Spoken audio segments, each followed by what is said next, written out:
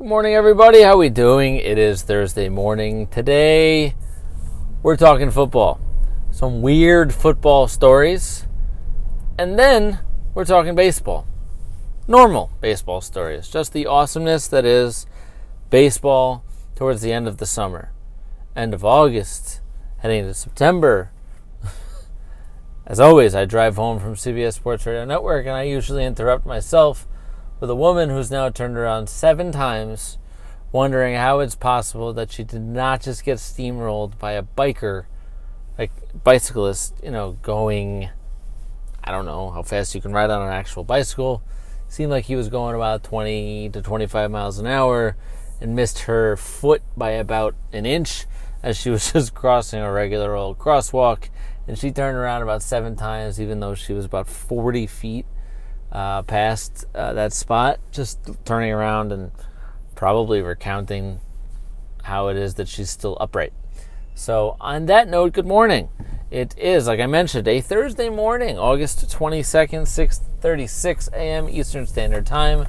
This is the Dave Talk Sports podcast, and I am your host, Dave Ettinger. I am of CBS Sports Radio Network. It's where I travel home from, and you join me every single morning. And now we dive right in. So, like I said, the football stories are a little bit weird. So, you get Baker Mayfield. He likes to talk. He likes to, as some would say, run his mouth.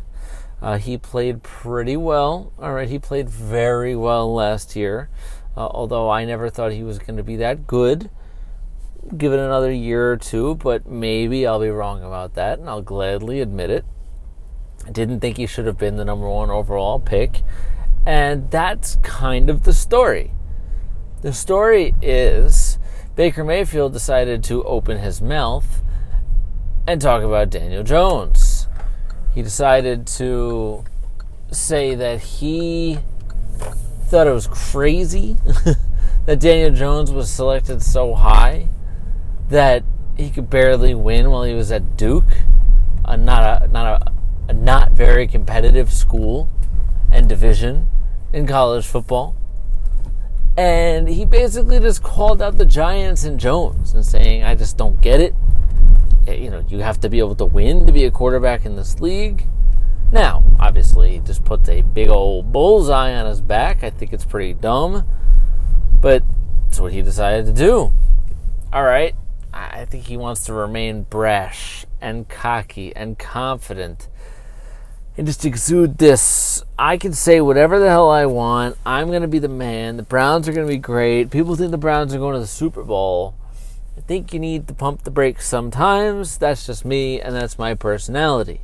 Baker Mayfield apparently cut from a different cloth. Now, the amusing part is, one day goes by, the story gets written about, his comments get written about in GQ, and now all of a sudden Baker Mayfield's got to backtrack his comments and tell the world, no, I wasn't talking about Daniel Jones specifically. I think that these comments make me look bad. No, that's not really what I meant. No. Okay. Well, that's what you said.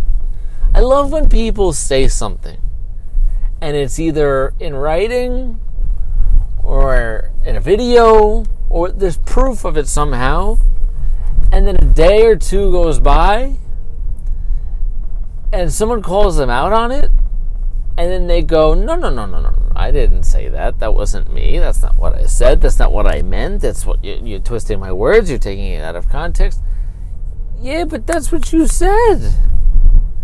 So I find it very funny. You can't backtrack on something that there's proof to. I don't like when people do that. Anyway, there's another story, okay, in the football world that we're going to call interesting. And it's, you are a team that has a lot of hype around you. You're the Chicago Bears. Matt Nagy, he's their coach. They were 12-4 last year. But as you know, most likely remember, Cody Parkey, their kicker, doinked one, the double doink from 43 yards off the upright, and then the crossbar didn't go in. Lose to the Eagles. So now the Bears don't have a kicker. And the search continues. And they've brought in about 1,974 kickers. Apparently none of which are good enough for Matt Nagy. I don't really know what they're doing. Maybe they should bring in Carly Lloyd, the female soccer player, who was kicking 55-yard field goals with the Eagles the other day. Maybe that would be the route to go. Because as of now, it seems like Matt Nagy is obsessed. And these are the reports, too, that these kickers that were being tried out were kind of irked that this guy is obsessed over this 43-yard missed field goal last year. Now, it's fine sometimes to obsess over a moment if you're an individual player. So if Cody Parkey is obsessed over that kick and he wants to stand there and drill it in a similar circumstance 18 times in a row until he feels comfortable that he can make that kick in his sleep, that's great. But when you're the coach and you're harping over that specific kick in that specific distance, actually had people in the tryout program kick repeatedly from 43 yards, man, you got an issue. That's not healthy, bro. Plus, you still don't have a kicker. So, right. Good luck with that. We move on to some normal things. Baseball. Baseball right now is awesome, okay? Let me give credit where credit is due. The Mets deserve credit.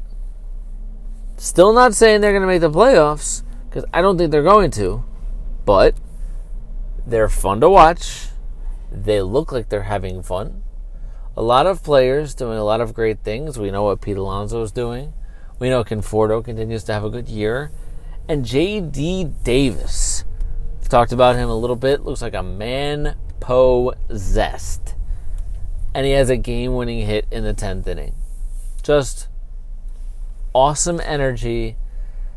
It's like they're hitting beach balls out there. It's just like they can swing and they can't miss.